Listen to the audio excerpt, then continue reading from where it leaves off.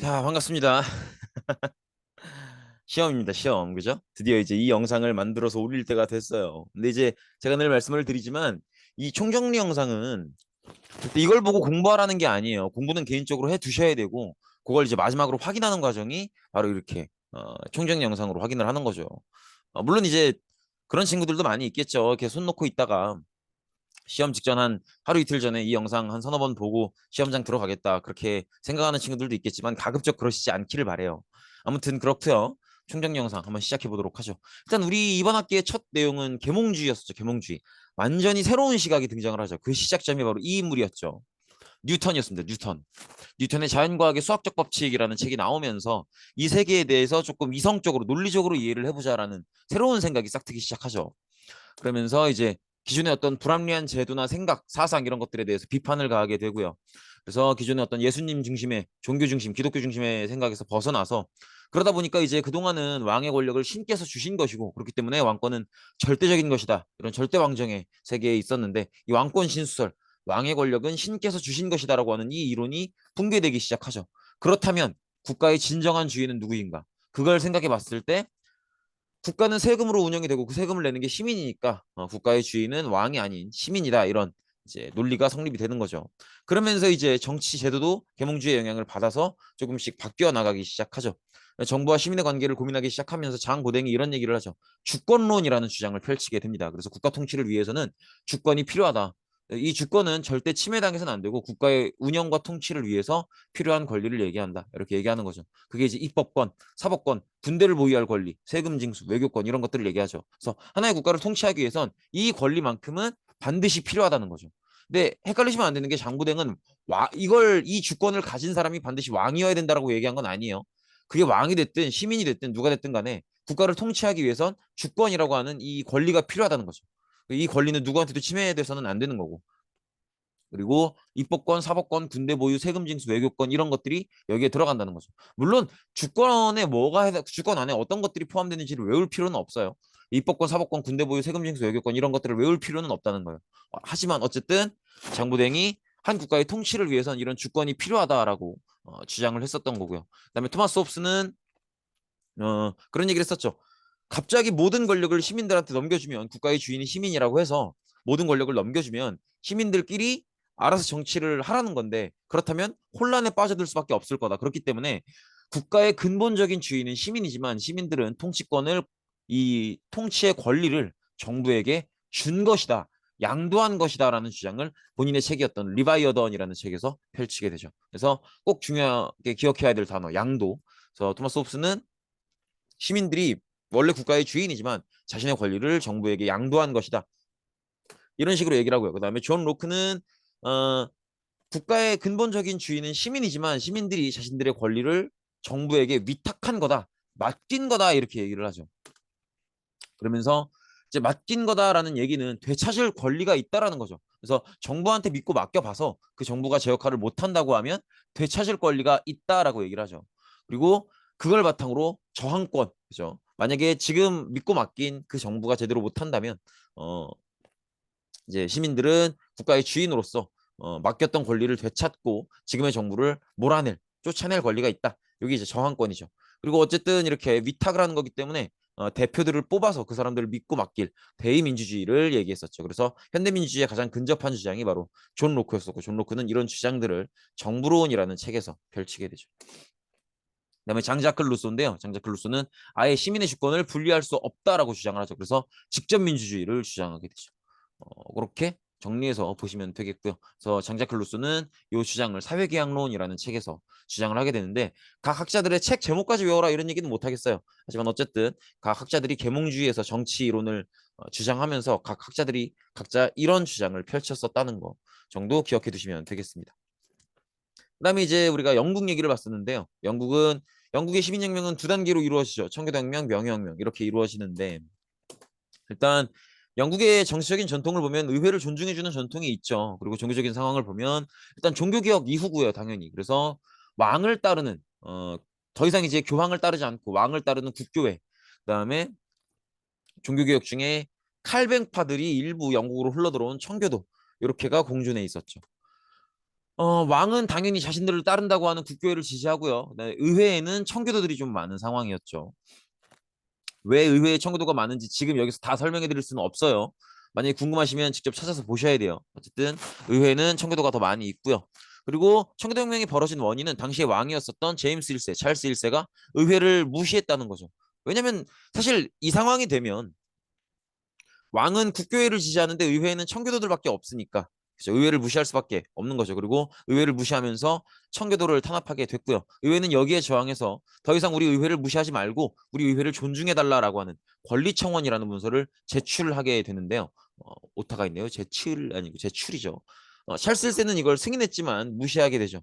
그래서 결국 여기에 분노에 견디다 못한 의회파 중에 크로멜을 주도로 해서 청교도 혁명이 발생하게 되죠. 그래서 이때는 전투가 벌어지죠. 왕당파의 전투에서 크로멜이 주도하는 의회파가 승리하게 되면서 이제 왕을 몰아내게 되고요. 크로멜이 호국경에 취임하죠. 그래서 영국 역사상 처음이자 마지막으로 공화정이 형성되는 거죠. 근데 크로멜은 집권 이후에 역시 앞선 왕들과 마찬가지로 본인은 왕이 아니었지만 어쨌든 앞선 제임스 1세, 찰스 1세와 마찬가지로 의회를 무시했고요. 크로멜은 본인이 청교도 신도였기 때문에 전 국민에게 청교도적인 극단의 금욕을 강요했었죠. 굉장히 뭐 어떤 즐거운 것도 해서는 안 되고 이런 식의 행동을 강요했었기 때문에 결국 인기가 떨어졌고요. 그리고 크로멜 죽은 뒤에는 차라리 이렇게 크로멜 같은 통치를 받을 바에야 왕정 때가 나았다라는 얘기를 하면서 왕정이 복고되는 거죠. 그러면서 찰스 2세, 제임스 2세가 연달아 올라오는데 찰스 2세, 제임스 2세 모두 다시 의회를 무시하면서 혁명의 분위기를 만들게 되죠. 그러면서 이제 의회가 다시 또 의회를 무시하고 있는 찰스 2세, 제임스 2세에 저항해서 다시 혁명을 일으키게 되고 이때는 이제 왕을 추방하고 오렌지공 윌리엄 부부를 왕으로 추대해서 이제 입헌군주정을 만드는 거죠. 그리고 의회의 권리를 강하게 인정하는 권리장전을 인정받게 됩니다. 이게 이제 권리장전이라는 문서죠. 이 문서의 내용 안에는 의회의 권리를 강력하게 보장하는 그런 내용이 들어가 있죠. 그래서 이렇게 왕이 처음에 청교도혁명 때는 왕이 없는 공화정으로 갔지만 이제는 왕을 아예 없애지 않고 의회 마음에 드는 왕을 올려서 이제 정치의 중심이 왕이 아니라 의회에 있도록 하는 그런 정치 형태인 입헌군주정. 입헌군주정은 뭐예요?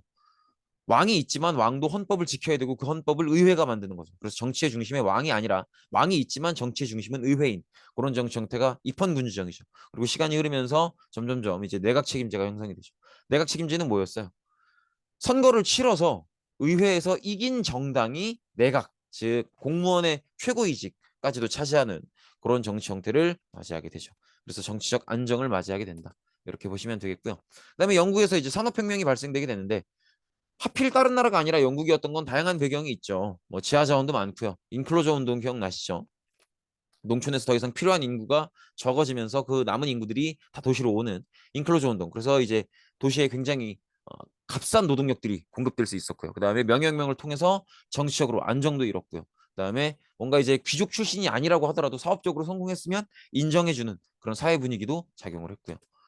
그리고 산업혁명 하면 역시 가장 먼저 떠올리셔야 될 건 공장이죠, 공장. 그래서 공장 안에는 기계도 있고 기계가 있어야 되니까 기술도 개발이 돼야 되고요. 그다음에 노동자들도 있고요. 그다음에 원료도 필요하고요. 그렇게 해서 물건을 만들었으면 팔 곳도 필요하고요. 공장을 꼭 가장 먼저 떠올려 달라 그런 얘기를 했었죠. 그다음에 다른 뭐 여러 가지 뭐 방적기니 방직기니 다양한 뭐 발명품들은 다 뭐 지나가셔도 괜찮은데 증기기관만큼은 꼭 기억을 해달라 이런 말씀을 드렸었죠. 물을 끓여서 이렇게 그 수증기의 압력을 높여서 기계를 움직이는 힘을 만드는 게 증기기관이었죠. 어쨌든 영국이 산업혁명으로 성공하면서 주변 나라들이 부러워하게 되고요. 그래서 산업혁명이 유럽 각국으로 확산되게 되는 거죠. 근데 모델이 두 가지죠. 영국은 민간에서 시작이 된 거기 때문에 민간 주도고요. 그렇다 보니까 규모가 작고 속도가 느리죠. 하지만 영국이 부러워서 일부러 쫓아갔었던 독일이나 미국 같은 경우에는 정부가 주도하고 굉장히 규모가 크고요. 속도가 빠른 그런 특징을 보이죠. 어쨌든 산업혁명이 이루어지면서 굉장히 사회적인 변화도 많이 오죠. 산업자본가들과 이들에게 돈을 빌려줬었던 은행가들이 성장하게 되고요. 그리고 노동자들이 증가하게 되죠. 그리고 여러 가지 부작용들도 있죠. 도시에 굉장히 인구가 수용하기 힘들 만큼의 인구가 넘치는. 그래서 원래는 한 1, 2만 명 살면 적당히 살고 살 수 있는 도시인데 막 10만 명, 20만 명 들어오는. 그래서 막 상하수도 구분도 안 되고 이런 굉장히 어려운 그런 모습을 볼 수 있었죠. 그리고 노동자 처우 문제도 있는데 기억하실 거예요. 새로운 더 기능이 좋은 기계가 들어오면 사람들이 내가 잘릴 위기에 처했다라고 느끼면서 그 기계를 파괴하는 러다이트 운동도 있었고요. 그다음에 사장님들한테 뭘 요구할 거면 사장님한테 뭔가를 요구할 때 나 혼자 요구하면 안 들어준단 말이에요. 그러니까 내 동료들을 설득해서 같이 데리고 가는 노동조합도 결성이 되고요. 그리고 이제 산업혁명이 벌어지면서 점차 자본주의가 발달하죠. 그러면서 이제 빈부격차가 심해지잖아요. 이 빈부격차는 왜 생기는가? 자본주의는 무엇이 문제인가를 명확하게 파고들었던 칼 마르크스와 그 친구였던 프리드리 엥겔스가 이제 공산주의를 만들어 가죠. 칼 마르크스는 공산주의를 얘기하기 전에 일단 자본주의의 문제점부터 얘기를 하죠. 그게 바로 자본론이라는 책이었죠. 그래서 이 책에서는 자본가가 공장이라고 하는 생산수단을 독점하면서 그게 빈부격차의 원인이 된다. 그때 우리 막 이재용 사장 얘기했었죠. 그 얘기고요. 그 다음에 공산당 선언, 노동자들이 혁명을 일으켜야 된다. 이 공산당 선언을 시작으로 공산주의가 시작되는 거죠. 그렇게 보시면 되겠고. 그다음에 이제 미국인데요. 미국은 기억하시겠지만 영국의 제임스 1세, 찰스 1세가 한참 청교도를 탄압할 때 그때 일부 청교도들이 미국으로 자유롭게 청교도를 믿고 싶어서 미국 동부로 넘어오게 되죠. 저 빨간색 있는 지역들. 어, 사실은 미국 혁명이 발생한 원인은 이거였었죠. 영국에서 넘어온 청교도들은 자기네들이 자치하면서 의회 만들고 잘 지내고 있었는데 영국이 이제 프랑스와의 전쟁 비용으로 재정이 부족해지죠. 그러면서 이제 식민지 아메리카에 세금을 걷게 되죠. 뭐 인지세, 설탕세, 차세 이런 것들 기억나실 거예요. 그래서 여기에 이제 아메리카 미국인들이 저항을 하기 시작하는 거죠. 그래서 대표 없는 곳에 세금 없다. 이 세금은 영국 의회에서 결정이 된 건데 우리는 그 영국 의회에 우리의 대표를 보낸 적도 없고 그래서 우리의 의견을 전달한 적도 없다. 그러니까 우리는 이 세금이 부당한 세금이라고 생각한다라고 하면서 여기에 대한 저항으로 보스턴 차 사건까지 벌어지게 되죠. 보스턴 차 사건 기억나시죠? 차에 세금을 매기는데 그 세금을 동인도 회사에 속한 영국 상인들한테는 면제해주는 그래서 미국 상인들만 차에 세금을 내야 되는 그래서 차를 더 비싸게 팔 수밖에 없어서 미국의 차 상인들이 다 망해버렸던 거기에 저항하는 사건이 보스턴 차 사건이었죠.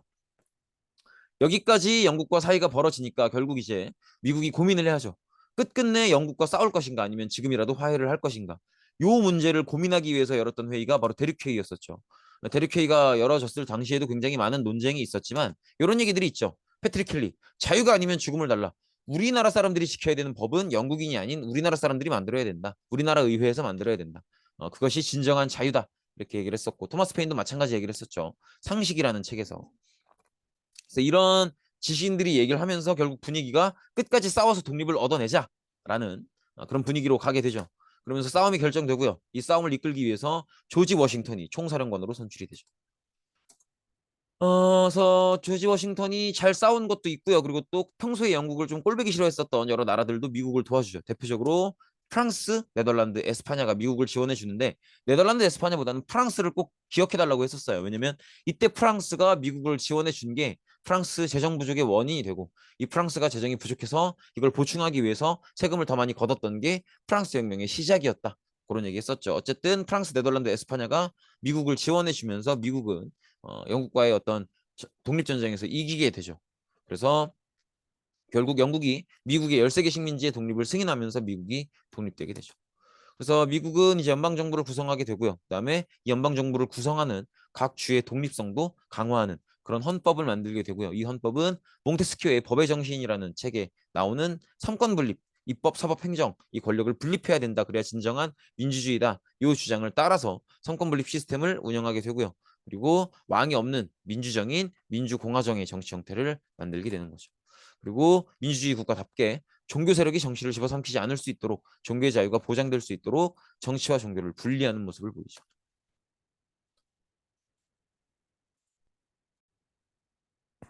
그리고 이제 프랑스 혁명인데요. 프랑스 혁명의 기본적인 배경은 구제도의 무슨 앙시행 레짐이었죠. 그래서 신분제, 특히나 산부의 운영 원리 이런 것들이 이제 구제도의 우선이었죠. 산부의 운영 원리 기억나시죠? 지금 다 설명해 드릴 수가 없어요. 지금 와서 찾아보셔야 돼요. 그 머릿수별 투표하지 않고 1신분 300명, 2신분 300명, 3신분 300명에서 이제 집단 투표하는 그게 삼부의 운영 원리였었죠. 이런 형태로 투표를 하면 실제로 3신분은 거의 투표에 참여하지 못하는 것과 다를 게 없죠. 그리고 가장 결정적인 원인은 이거였죠. 미국 혁명을 프랑스가 무리하게 지원을 해주게 되면서 프랑스의 재정이 굉장히 부족해지죠. 이걸 메꾸기 위해서 세금을 더 걷어야 된다는 거죠. 그래서 이 세금을 걷는 문제를 논의하기 위해서 신분제 의회인 삼부회를 당시의 왕이었던 루이 16세가 소집을 하게 되고요. 그리고 이때 삼신부는 그동안에 문제가 됐었던 삼부의 개표 방식, 이 개표 방식을 변경해 달라. 그리고 우리들의 요구대로 머리수별 투표를 인정해 달라. 이렇게 요구를 하는데 이게 받아들여지지가 않죠. 그러면서 이제 삼신분들이 본격적으로 혁명을 시작하는 거죠. 그래서 삼신분들은 삼부회를 버리고 그들만의 의회였던 국민의회를 구성하게 되고요. 여기 또 힘을 실어줬던 게 이마누엘 조세프 CS의 삼신부는 무엇인가라는 책이었고요. 어쨌든 국민의회는 모여서 우리가 의회로 모인 만큼 우린 앞으로 최소한 헌법을 만들 때까지는 절대 해산하지 않겠다라고 약속하는 테니스 코트의 서약을 하게 되죠. 그리고 인권선언문도 이때 발표를 하게 됩니다. 이게 인권선언문이죠. 루이 16세는 이걸 인정하지 않고 국민의회를 탄압했고요. 그리고 국민의회와 혁명 세력들은 여기에 저항해서 바스티유 감옥을 습격하고 또 베르사유 행진, 즉 왕궁으로 행진하고 이런 모습들을 보이죠. 어쨌든 국민회는 스스로 헌법을 구성하게 되죠. 그래서 아직 왕을 없애지는 않고 입헌군주제 상태로 두고요. 그다음에 선거 기준을 즉 국민의회에 선출될 이 선거권의 선거 기준을 재산으로 잡게 되죠. 그래서 돈이 없는 사람은 투표에 참여하지 못하도록 그렇게 헌법을 만들게 되죠. 그리고 프랑스 주변국들은 프랑스 혁명의 확산을 막기 위해서 반프랑스 동맹을 형성하게 되고요. 그래서 프랑스가 이걸 보고 먼저 선전포고를 하게 되죠. 프랑스는 이제 혁명 세력들이 스스로 국민의회를 해체하고 그다음에 헌법을 만들었으니까 목적을 달성했다고 봐서 스스로 해체하고 그다음에 그 아래 좀 더 구체적인 법률을 만들기 위해서 입법의회를 구성하는데요. 이 입법의회에서 만들어지는 법률들을 다 당시의 왕이었던 루이 16세가 승인을 거부하게 되죠. 그러면서 왕은 필요 없다, 오히려 권리적거린다라고 느끼게 돼서 이제 새로이 국민공회를 형성하게 되는데 국민공회는 이 회의 이름에 공짜가 들어가는 거에서 알 수 있듯이 기본적으로 여기서 만든 새 헌법은 정치 형태가 그동안의 입헌군주정에서 바뀌어서 공화정이 되는 거죠. 그래서 공화정이 만들어지고요. 그다음에 이때 실시되지는 못하지만 성인 남성 보통선거권으로 법률이 개정되기도 하죠. 이렇게 보시면 되겠고 그리고 루이 16세를 이때 처형하게 되죠. 그래서 왕이었던 루이 16세가 이렇게 죽게 되고 왕이 없는 정치 형태인 공화정으로 가게 되는 거죠. 그리고 이 국민공회의 리더였었던 로베스피에르가 집권을 하게 되고요. 로베스피에르가 해결해야 될 과제는 두 가지였어요. 첫 번째로는 일단 프랑스 주변국들이랑 프랑스가 전쟁을 하고 있는 상황이기 때문에 이 전쟁에 대응을 해야 됐고요. 그다음에 지금 이 공화정을 받아들이지 않고 있는 프랑스인들과도 대응을 했어야 됐죠. 그래서 전쟁에 대응하기 위해서 병력을 늘리기 위해서 의무로 군대에 가는 징병제를 적용하게 되고요. 그다음에 혁명 세력에 반대하는 세력들을 탄압하기 위해서 공안위원회라는 걸 만들어서 공포 정치를 시행하게 되죠. 이 사람이 로베스피에르죠. 그렇게 보시면 되겠고. 그래서 이 로베스피에르의 공포 정치가 워낙 엄했기 때문에 공포 정치가 굉장히 지지가 떨어지게 되고 로베스피에르도 굉장히 지지를 잃게 되죠. 그러면서 결국 테르미도르 반동이라는 사건을 통해서 로베스피에르는 물러나게 되고요. 그리고 5명의 총재 정부가 성립이 되죠. 하지만 당시 프랑스는 전쟁 중이었고 이렇게 5명이 공동으로 통치하는 시스템은 어울리지 않는 시대였었죠. 전쟁 중이니까. 그래서 총재 정부가 이 전쟁에 굉장히 무능한 모습을 보이고 그 와중에 보나파르트 나폴레옹이 굉장히 장교로서 군 장교로서 굉장히 능력 있는 모습을 보여주죠. 그래서 결국 나폴레옹이 인기가 많아지면서 총재 정부를 몰아내는 브리메르 쿠데타에 성공하게 되고요. 본인이 통령에 취임하게 되는데 이때 꼭 기억해 주셔야 돼요. 나폴레옹이 권력을 잡았음에도 불구하고 왕으로 올라가지 않는 건 프랑스의 정치 형태가 왕정이 아니고 이제는 이 뭐야 공화정이었기 때문이죠. 그러니까 왕이 없는 게 공화정이고 프랑스는 이때는 공화정이었으니까 나폴레옹은 권력을 잡아도 왕이 아니라 통령에 취임하는 거죠. 그래서 이렇게 보시면 되겠고. 그래서 그의 정치를 보면 일단 나폴레옹 법전이라는 헌법을 만들어서 여기에 프랑스 혁명의 가치를 인정해주는 모습을 보이고요. 그래서 진짜 위대한 정치인이 되는 거죠. 그리고 지금 전쟁 중인 것도 있고 어쨌든 프랑스의 어떤 국민들을 육성하기 위해서 국민의식을 가진 국가에 충성할 수 있는 그런 프랑스 국민들을 갖기 위해서 그동안 종교 중심으로 돌아가고 있었던 교육을 이제 국가 중심으로 그래서 국가의 세금으로 학교를 만들고 선생님들을 뽑고 이렇게 하는 국민 교육을 실시해서 프랑스에 충성하는 종교적이기보다는 프랑스라는 국가에 충성하는 시민을 길러내기 위한 국민 교육을 실시하게 되죠. 그리고 이 프랑스 주변국들과의 전쟁에서 거의 대부분 이겨서 프랑스를 둘러쌌던 대륙의 유럽 국가들을 거의 다 차지하게 되죠. 근데 이제 차지하지 못한 나라도 있었죠. 나중에 보도록 하고 어쨌든 이 정도의 업적을 내고 더 인기가 많아져서 본인이 황제에 올라가려고 하죠. 그래서 국민 투표를 붙여서 헌법을 다시 바꾸는 거예요. 그래서 황제가 있는 나라로. 그래서 본인이 황제에 오르게 되죠. 그래서 이런 식으로 재정이 되는 거고요. 그다음에 나폴레옹은 프랑스의 대부분의 지역을 프랑스 주변에 대륙의 대부분의 지역을 차지하게 되지만 그래도 차지하지 못한 지역이 딱 두 군데 있었죠. 영국과 러시아였었죠. 러시아는 너무 넓고 너무 추웠었고요. 영국은 섬나라였었죠. 그래서 육군 장수 출신이었던 나폴레옹이 감당하기 좀 어려운 면이 있었죠. 어쨌든 나폴레옹은 영국의 넬슨 제독한테 해전에서 패배했기 때문에 군사적으로는 영국을 점령하기 어려울 거라고 보고 그리고 영국을 말려주기 위해서 자기가 지배하고 있는 대륙의 유럽 국가들한테 대륙봉쇄령을 내리게 되죠. 영국과는 교류하지 말아라. 이렇게 하면 영국이 말라 죽을 줄 알았지만 오히려 불리한 건 대륙에 있는 국가들이었죠. 그리고 그들 중에서 나폴레옹한테 점령되지 않았기 때문에 나폴레옹의 대륙봉쇄령을 따를 이유가 없었던 러시아가 이 영국과의 무역을 지속하게 되죠. 그래서 나폴레옹이 러시아 원정을 떠나는데 러시아는 역시 너무 넓고 너무 춥죠. 그래서 결국 나폴레옹은 실패하게 되고요.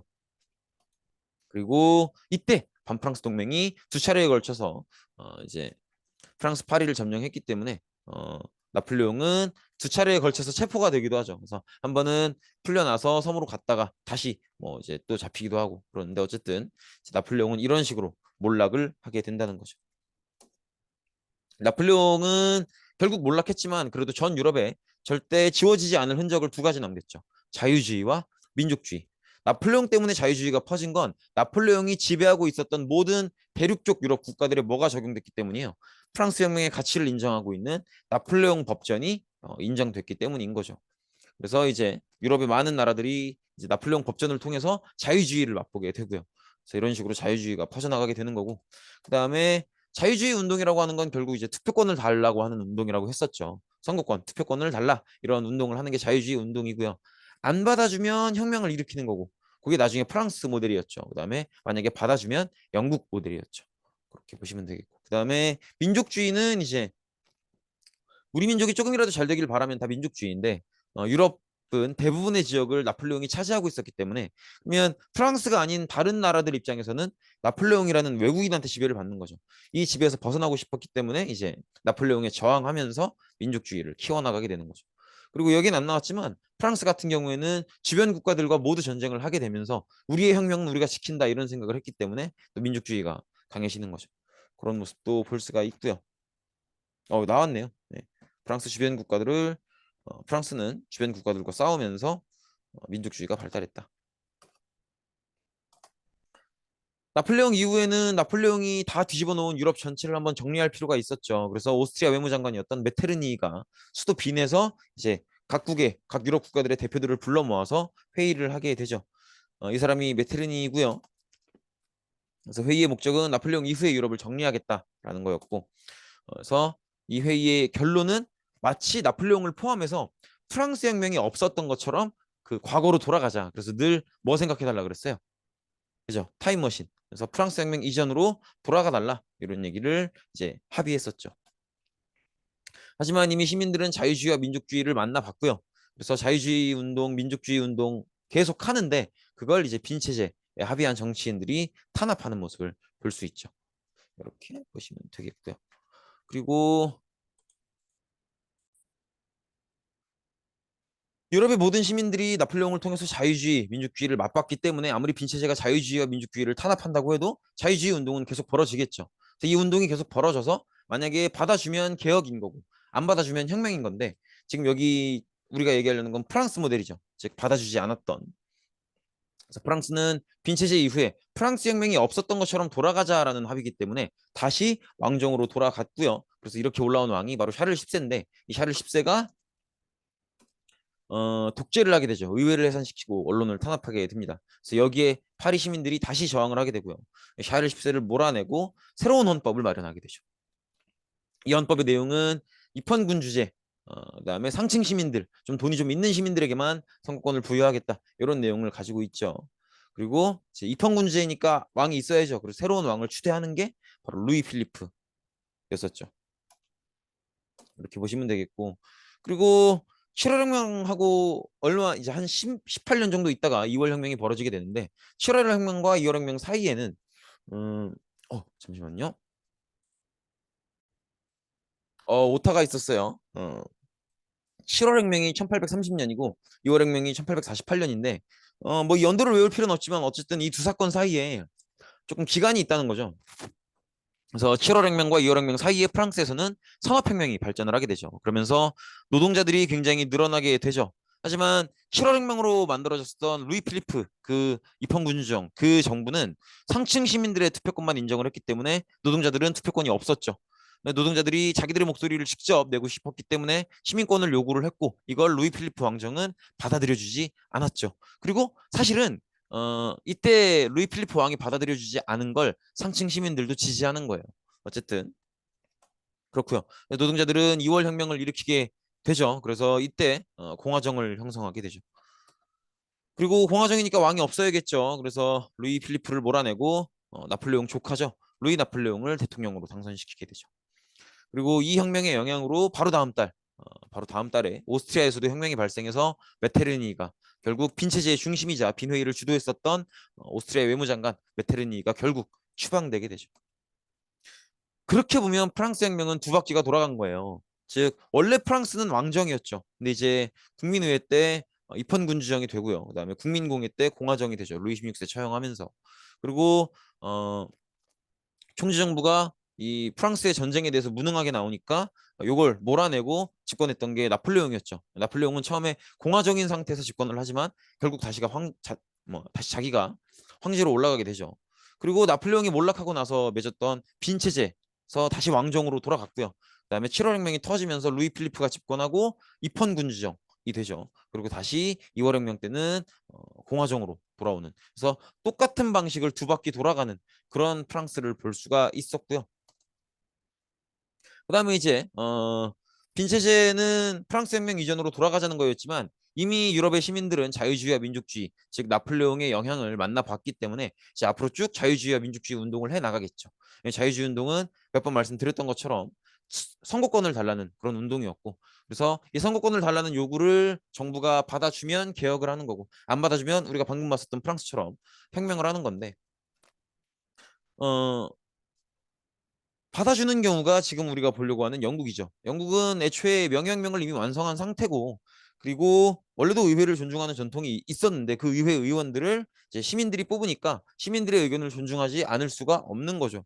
그래서 영국은 이제 시민들이 우리도 선거권을 달라 이런 요구를 하니까 그 요구를 받아들여서 개혁을 하게 되죠. 그래서 1차 선거법이 개정되는데 요 주된 내용은 두 가지였었죠. 부패 선거구를 폐지한다는 거. 부패 선거구 기억나시죠? 인구가 굉장히 적어진 그런 지역에 대해서는 선거구를 아예 없애서 다른 지역에 통합시키거나 아니면 거기서 나오는 후보자를 줄이거나 그렇게 이제 좀 그래서 전반적으로 지역별로 인구 비례에 맞게끔 선거가 이루어지도록 하는 그런 게 부패 선거구 폐지였었죠. 그다음에 그동안은 귀족들만 땅만 재산 기준으로 해서 귀족들만 어떤 투표권을 인정했다면 이제는 현금까지도 재산으로 인정을 해서 중산층의 선거권을 인정해주는 그런 내용의 개혁이 있었고 이런 개혁이 있다 보니까 돈이 없는 노동자들은 서운하죠. 노동자들이 우리에게도 투표권을 달라라고 하면서 일으켰던 정치 운동이 차티스트 운동이죠. 차티스트 운동. 그래서 이 차티스트 운동이 노동자들이 이제 선거권을 나눠줌에 있어서 재산 기준을 폐지해달라 이런 요구를 하는 거죠. 그래서 이 운동 자체는 성공하지 못하지만 결국 이 운동의 영향으로 제2차 선거법 개정이 이루어지면서 도시 노동자들이 선거권을 확보하게 되고요. 그리고 마지막으로는 3차 선거법 개정 때 시골, 어촌, 농촌, 광산 노동자들도 선거권을 확보하게 되죠. 그래서 이런 식으로 영국은 혁명이 아니라 의회를 중심으로 개혁을 통해서 점진적으로 선거권을 늘려나갔다. 이렇게 보시면 되겠죠. 그리고 그 이후에는 영국은 정당 정치가 안정화되는 모습을 보이죠. 그다음에 이제 민족주의인데요. 민족주의는 뭐 우리 민족이 잘 되길 바라면 다 민족주의인데 그게 세 가지 형태가 있다고 했었죠. 지금 식민지 상태인 나라의 독립, 그다음에 지금 분열되어 있는 나라의 통일, 그다음에 지금 잘 나가고 있는 나라가 하나의 식민지라도 더 갖기 위해서 더 노력하는 제국주의. 그렇게 세 가지 형태를 보이고 있다라는 건데 일단 독립의 사례를 보면 지금의 튀르키예죠. 오스만 제국의 식민지로 있었던 그리스가 이제 전 유럽의 지원을 받아서 독립을 하게 되고요. 그다음에 영국의 지원, 그다음에 특히나 미국의 몰로주의, 불간섭주의로 여기에 도움을 받아서 이제 남아메리카, 라틴 아메리카, 멕시코부터 그 이남 지역 쭉 다 이 나라들이 쭉 1820년대에 조금 이른 시기에 독립을 하게 되죠. 지금 여기 초록색으로 칠해진 그 나라들이죠. 어쨌든 이렇게 되고요. 그다음에 이탈리아 이제 독립을 얘기했고 그다음은 이제 민족주의의 두 번째 형태가 통일인데 크게 두 개의 나라를 봤었죠. 이탈리아와 독일을 봤었는데 이탈리아의 통일은 뭐 본인들이 통일하는 것도 중요하지만 일단 통일을 완성하려면 어 이탈리아의 일부 지역을 차지하고 있었던 오스트리아를 몰아낼 필요가 있었죠. 그리고 이탈리아든 독일이든 통일을 하려면 그 여러 개의 나라들, 통일하려고 하는 여러 개의 나라들 중에서 좀 이 통일을 주도하는 반장 역할을 하는 리더 역할을 하는 나라가 있어야겠죠. 그래서 일단 사실 이탈리아는 워낙 분열기가 너무 길었기 때문에 주세페 마치니라는 인물이 청년 이탈리아당을 결성해서 활동하고 다니면서 이탈리아인들에게 우리도 통일이 필요하다라는 주장을 해서 이제 통일 정신을 확산시켰고요. 그다음에 사르데냐, 이탈리아 이 지역에 있었던 이탈리아 반도에 있었던 사르데냐라고 하는 나라의 총리였던 카보우르가 이제 사르데냐를 발전시키면서 사르데냐를 중심으로 통일을 이끌어갈 수 있도록 했죠. 근데 이탈리아의 통일은 아까 얘기했던 것처럼 오스트리아랑 전쟁을 해야 완성이 되니까 카보르가 이 전쟁을 감당하기 위해서 국력도 기르고 그리고 프랑스 지원도 받아서 결국에는 오스트리아와의 전쟁을 치러내고 이 전쟁에서 이기면서 북부와 중부 이탈리아를 통일하는 데 성공하죠. 그리고 남부 이탈리아는 가리발디라고 하는 인물이 붉은 셔츠당을 이끌고 다니면서 남부 이탈리아를 통일해 뒀었는데 쿨하게 통일이 더 중요한 가치다라고 하면서 가리발디가 이 사르데냐 왕국한테 자신이 통일한 남부 이탈리아를 갖다 바치게 되죠. 그래서 남부 이탈리아를 가리발디가 다 통일시켜 놓고 이미 중북부를 통일한 사르데냐한테 갖다 바치면서 통일이 완성되는 거죠. 그래서 이런 식으로 이탈리아 왕국이 건설되는 거고 그래서 보통은 이탈리아 통일의 영웅 3명으로 주세페 마치니, 그다음에 카보우르 총리, 그다음에 가리발디 이렇게 얘기합니다. 그래서 이런 식으로 사르데냐를 중심으로 이탈리아가 통일되었다라는 거 볼 수 있고요. 그다음에 독일은 원래는 이제 기존의 신성로마 제국으로 있었는데 이게 이제 나폴레옹의 침략으로 해체가 완전히 되죠. 그리고 빈체제를 맺으면서 빈체제는 프랑스 혁명 이전으로 돌아가자는 거니까 신성로마 제국을 되살려내야겠죠. 근데 완전히 되살리지는 못하고 어쨌든 독일 연방이라는 걸 만들어서 과거에 신성로마 제국의 역할을 하도록 하죠. 그리고 이 독일 연방에 속하는 국가들 중에서 프로이센이 중심이 돼서 통일 운동을 하는 거죠. 그 첫 단계는 이 독일 연방 안에 있는 나라들끼리만큼이라도 관세를 없애자. 관세를 없애서 좀 물건을 저렴한 가격에 싼 가격에 살 수 있도록 하자라고 하는 관세 동맹을 체결하게 되고요. 그리고 이제 본격적으로 독일 연방에 속하는 국가들이 통일을 의논하게 되는데 그 회의가 바로 프랑크푸르트 국민의회였죠. 그래서 여기서 이 의회에서 통일이 완성되지는 못하지만 최소한 하나의 합의는 하게 되죠. 오스트리아를 제외할 것을 결의하게 되죠. 오스트리아를 제외했던 이유는 뭐예요? 오스트리아는 땅이 워낙 넓으니까 오스트리아를 포함해서 통일하면 영토가 넓어진다는 장점은 있었지만 사실은 단점이 더 크게 보였던 거죠. 단점이 뭐였어요? 너무 여러 개의 민족으로 구성되어 있다는 거죠. 사실은 우리가 앞서서 봤었던 빈 회의를 하필 오스트리아가 주도하는 이유도 마찬가지 이유죠. 워낙 여러 개의 민족으로 구성된 국가이기 때문에 나폴레옹의 영향이었던 민족주의가 퍼져버리면 그 많은 민족들이 다 독립을 하려고 할 거고 오스트리아가 깨질 수밖에 없죠. 여기서도 마찬가지예요. 오스트리아는 워낙 여러 개의 민족으로 구성된 국가이기 때문에 오스트리아를 포함하면 통일된 독일이 혼란에 빠져들 수 있다라는 걸 걱정했던 거죠. 그래서 프랑크푸르트 국민의회에서는 통일을 완성하지는 못하지만 미래에 언젠가 통일을 완성한다면 그때는 오스트리아는 빼기로 한다. 여기에는 합의를 하게 되죠. 그리고 통일을 주도하는 국가였었던 프로이센의 총리 비스마르크가 이제 이 인물이죠. 이 인물이 통일을 하기 위해서는 반드시 전쟁이 필요하다라는 주장을 하게 되죠. 그래서 철혈제상이라는 별명도 얻죠. 어쨌든 비스마르크의 주장대로 어, 비스마르크는 오스트리아, 그다음에 프랑스와의 전쟁을 치르게 되고요. 이 전쟁을 승리로 이끌면서 통일을 완성하게 되는데 오스트리아는 뭐 왜 전쟁을 치렀는지 이해가 가시죠? 통일해서 자기들을 뺀다고 하니까 전쟁을 치르게 되는 거고요. 그다음에 프랑스는 기억나시죠? 독일이 통일되면 워낙 강해질 거기 때문에 프랑스가 안 좋아할 거 아니겠습니까? 그래서 프랑스가 언젠가는 공격을 들어올 거다라고 예상을 해서 미리 먼저 공격을 한 거죠. 어쨌든 오스트리아와 프랑스와의 전쟁에서 이기게 되고요. 그러면서 이제 통일을 완성하고 독일 제국을 건국하게 되는 거죠. 그럼 시기별로 보면 원래의 독일은 신성 로마 제국이었고요. 그 다음에 요게 이제 나폴레옹한테 무너졌다가 빈체제 때 겨우 흉내만 내놓은 게 독일 연방이었고 요걸 이제 비스마르크 중심으로 이제 비스마르크의 프로이센 중심으로 통일한 게 독일 제국이었다. 이렇게 보시면 되겠죠. 그다음에 이제 미국은 원래 동부에서 시작을 했죠. 그러다가 쭉쭉 서부 개척을 하게 되고요. 그다음에 그 과정에서 원래 미국에 살고 아메리카 땅에 살고 있었던 원주민들, 인디언들이 많은 피해를 보게 되고요. 또 여기는 미국은 시작부터 민주공화정이고 신분제가 없었으니까 이걸 기회로 노리고 많은 유럽인들을 포함해서 많은 여러 대륙의 사람들이 이민을 오게 되죠. 그래서 이주민이 굉장히 증가하게 되고요. 여기에는 또 기억하시겠지만 캘리포니아의 금광도 많은 발달을 어떤 이주민들이 많이 들어오는 계기가 되죠. 그렇게 보시면 되겠고요. 그다음에 미국 발달 과정에서 가장 뜨거운 논쟁거리 중에 하나가 바로 노예제 논쟁이었죠. 분명히 저기 뭐야 독립선언문에도 나와 있잖아요. 독립선언문에 그런 얘기가 나와 있죠. 미국은 민주공화국이고 만민은 평등하다 이런 얘기가 나오는데 노예도 분명히 사람인데 그러면 어, 노예도 평등한 대접을 받아야 될 거 아닙니까? 그래서 노예제 논쟁이 불거지게 되는데 이건 이제 각 지역별로 어떤 산업이 발달해 있는가 그게 중요하죠. 그래서 북부 지역은 농업이 잘 안 되니까 상공업 중심으로 발달을 했고 그래서 상공업이 발달하려면 원료도 필요하고 팔 것도 필요하니까 정부의 도움이 필요하죠. 그래서 국가 보호무역을 원했고요. 여기서는 노예보단 노동력이 훨씬 활용하기 좋기 때문에 노예제 폐지를 찬성했었고요. 그다음에 남부에서는 따뜻하니까 농업이 중심이 되고요. 자유무역을 원했었죠. 그다음에 노예제 폐지에 반대했었죠. 그 정도로 보시면 되겠고 그다음에 북부 지역에서 링컨 후보가 출마하게 되고요.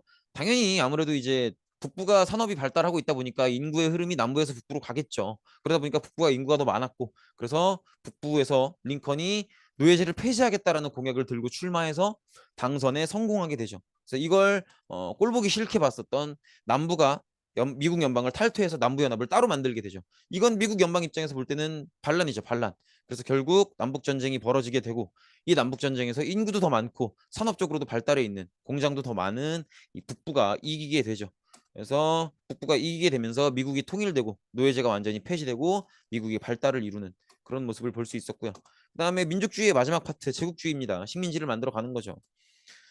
어, 서구 열강들 중에 산업혁명에 성공했던 나라들은 그렇게 운영하는 공장들을 더 잘 운영하기 위해서 값싼 원료, 노동력, 상품 시장 이런 것들이 필요했었고 또 우리 민족이 더 잘 되기를 바라는 마음 그렇다면 우리 민족이 만든 기업과 공장이 더 잘 운영되기를 바라는 마음 이런 것들이 합쳐져서 이제 제국주의 하나의 식민지라도 더 만들겠다 이런 이유로 식민지를 만들었던 거고요. 이렇게 식민지를 만드는 활동을 정당화해야 될 거 아니겠습니까? 그래서 이제 당시에 발달하고 있었던 찰스 다윈이 종의 기원이라는 책에서 썼었던 이런 진화론이라는 주장을 끌고 오게 되죠. 그래서 영국의 허버트 스펜서라는 인물이 사회진화론을 주장하게 되죠. 이 사회진화론은 찰스 다윈의 진화론을 인간 세계에 고스란히 적용을 한 거죠. 그래서 인간 세계도 다양한 사회가 있지만 기존의 환경에 적응하지 못한 사회는 망할 수밖에 없다. 그런 얘기를 하는 거죠. 그래서 환경에 적응한다는 건 결국 서구 애들, 서양 애들 입장에서 볼 때는 뭘 얘기하는 거예요? 산업혁명 그리고 시민혁명에 성공했는가? 이걸 물어보는 거죠. 그래서 아시아나 아프리카에 있는 이런 나라들은 산업혁명과 시민혁명에 성공하지 못했기 때문에 환경에 적응하지 못한 것이다라고 얘기를 하죠. 그러면서 서구 애들은 이 사회진화론에 따르면 아시아나 아프리카에 있는 국가들은 산업혁명, 시민혁명에 성공을 못했기 때문에 환경에 적응하지 못한 것이고 그래서 망해야 되는 운명인데 그러면 불쌍하니까 우리가 가서 가르쳐 주겠다. 문명화해 주겠다. 적응시켜 주겠다라고 하면서 자신들의 어떤 식민지를 만들어가는 행동들을 정당화하게 되죠. 그런 모습들을 볼 수 있고요. 그래서 이제 식민지 만드는 막 경쟁을 하는 건데 특히나 가장 열심히 했던 게 영국이었죠. 영국. 그래서 영국이 이제 삼시 정책 기억나시죠? 인도의 콜카타, 북아프리카 이집트의 카이로, 남아프리카의 케이프타운 여기를 연결해서 이 안에 들어오는 지역은 웬만하면 다 식민지로 만들겠다 이런 정책을 먼저 펼치는데 이걸 노골적으로 방해하고 들어오는 게 독일의 삼비 정책이죠. 본인들의 수도였었던 베를린, 그다음에 비잔티움, 바그다드를 연결하는 이 삼비 정책으로 영국을 방해하게 됩니다. 독일이 영국을 왜 이렇게까지 방해하는지는 어, 기말고사 범위에서 좀 더 자세히 보게 될 겁니다. 여기 이제 삼비정책, 삼시정책 지도죠. 한번 살펴보시면 좋을 것 같아요. 그래서 이렇게 영국의 삼시정책을 독일이 삼비정책을 통해서 좀 의도적으로 방해하고 있는 게 보이죠. 그다음에 아프리카에 좀 관심을 많이 갖게 되는데 아프리카는 일단 다이아 같은 산업에 필요한 자원들이 많이 풍부하게 있었기 때문에 더 그렇고요. 그래서 이제 워낙 많은 유럽 국가들이 아프리카를 식민지로 차지하려고 욕심을 부리다 보니까 베를린에서 회의를 하게 됐었죠. 근데 뭐 베를린이라는 도시 이름을 기억해 달라는 건 아니고 어쨌든 그렇습니다. 특히나 이제 아프리카에서 경쟁을 많이 했던 게 영국과 프랑스인데 영국은 아프리카를 세로로 이어나가는 종단 정책. 사실 이 종단 정책은 3시 중에 2개의 시였던 이집트의 카이로와 그다음에 남아프리카의 케이프타운을 잇는 그런 정책이기 때문에 이 3시 정책의 일부이기도 하죠. 이런 영국의 종단 정책과 여기에 대응해서 프랑스의 횡단 정책이 부딪히게 되는데 결국 이렇게 세로와 가로가 만나면 부딪힐 수밖에 없는 거 아니겠습니까? 그래서 결국 이 충돌 지역이 파쇼다였었고요. 그래서 이 파쇼다 사건이 갈등이 벌어지려고 하는데 이걸 프랑스가 양보하게 되죠. 프랑스가 모로코를 대신 얻는 조건으로 양보를 하게 되죠. 그리고 아프리카는 워낙 이제 다 식민지가 됐기 때문에 대부분의 국가들이 식민지가 됐기 때문에 얼마 안 되지만 독립국으로 남은 나라들이 조금 더 중요합니다. 그래서 미국의 해방 노예들이 와서 새롭게 건국한 라이베리아가 독립국가로 남게 되고요. 그 다음에 에티오피아가 이탈리아의 침략을 받았지만 아두아 전투에서 이걸 이겨내면서 또 독립을 유지하게 되죠. 그래서 이렇게 기억하시면 되겠죠. 보시면 뭐 위치까지 보실 필요는 없기는 한데 음, 여기가 라이베리아고요. 여기가 에티오피아입니다. 근데 뭐 위치까지 외우라고는 못하겠어요. 뭐 어쨌든 그리고 요거는 기억해주면 좋다 그랬죠. 에티오피아가 이탈리아를 이기잖아요. 그 얘기는 반대로 얘기하면 이탈리아가 졌다는 거고 이탈리아는 싸움을 잘 못한다. 그것도 같이 기억해 주시면 좋을 것 같아요. 어쨌든 그렇고요. 아시아 지역에서는 영국이 인도를 식민지화하면서 식민지를 한다는 건 원료를 원하는 거잖아요. 그래서 본인들의 어떤 섬유공업을 발전시키기 위해서 인도에 그 섬유공업의 원료였었던 면화 재배를 강요하는 모습을 보이고요. 그 다음에 유럽 열강들 뭐 대표적으로 우리가 이제 배울 때 기억났던 건 인도네시아를 네덜란드가 식민지화하고요. 그 다음에 베트남, 캄보디아, 라오스를 프랑스가 식민지화하고, 그다음에 영국이 말레이시아와 미얀마를 식민지화하고 그렇게 배웠었던 것 같은데 뭐 어느 나라가 어느 나라를 식민지화했는지를 다 연결해서 외울 필요는 당연히 없고요. 큰 틀에서 동남아시아 지역은 굉장히 덥고 따뜻한 지역이기 때문에 이 지역에 하기 좋은 플랜테이션 농업을 발전시켰다는 거 기억나시죠? 커피, 사탕수수, 설탕 만드는 사탕수수, 그 다음에 저기 뭐야 담배 이런 것들 농사 짓는 그래서 굉장히 더운 지역이기 때문에 일하기가 굉장히 힘들지만 일을 너무 힘들게 하지만 그렇게 해서 수확해 놓으면 엄청나게 잘 팔리는 플랜테이션 농업을 개발시켰다는 거죠. 사실은 플랜테이션 농업은 식민지에서 하기에 너무 좋은 농업이죠. 일이 너무 힘들지만 그건 식민지애들 시키면 그만인 거고 그렇게 해서 수확해 놓으면 팔면 완전 잘 팔리는 거고 그래서 이런 면들도 볼 수가 있죠. 그다음에 태국은 여기도 마찬가지예요. 동남아시아의 대부분의 국가들이 식민지가 되기 때문에 오히려 반대로 독립을 유지한 국가들이 좀 중요합니다. 그래서 이렇게 태국은 당시 기억하시죠? 라마 5세라는 왕이 영국과 프랑스 사이에서 중립지대를 얘기하면서 독립을 유지하게 되죠. 그다음에 우리 동네 얘기니까 꼭 기억해 주셔야죠. 일본은 미국의 강요로 먼저 항구를 열어서 미국을 열심히 배워서 근대화를 먼저 이뤄내죠. 이거 참 대단한 거예요. 그리고 이 내용이 또 내년에 되게 주요하게 배울 내용 중에 하나가 될 겁니다. 어쨌든 그래서 일본은 먼저 근대화를 이뤄냈고요. 그래서 이 힘을 바탕으로 조선과 중국 남쪽에 있는 대만을 식민지화하게 됩니다. 네, 이렇게 해서 시험 범위가 끝났습니다. 어, 지금 여기에 나오는 게 시험 범위의 모든 내용들을 다 말씀드린 게 아니에요. 쭉 보시면 빠지는 내용들도 없지는 않단 말이에요. 그러니까 이 영상 보고 100점 맞을 수 있다? 그거 아니에요. 그렇죠? 그러니까 제가 늘 말씀드리지만 이 영상은 공부용이 아니고 내가 공부는 따로 해야 되고 그 공부를 확인하는 용도여야 돼요. 확인하는 용도. 그래서 이렇게 쭉 한번 봤는데요. 이런 것들도 잘 기억을 해 주시고 그죠? 여기 봐 지금 여기도 독립선언문 들어가야 되는데 빠져 있잖아요. 그죠? 미국 혁명 과정에 독립선언문도 빠져 있잖아. 그죠? 어쨌든 이런 것들. 그래서 공부는 개인적으로 하시고 이 영상을 통해서는 확인만 해달라. 라는 말씀을 마지막으로 드립니다. 고생 많으셨고요. 네, 여기서 마치겠습니다.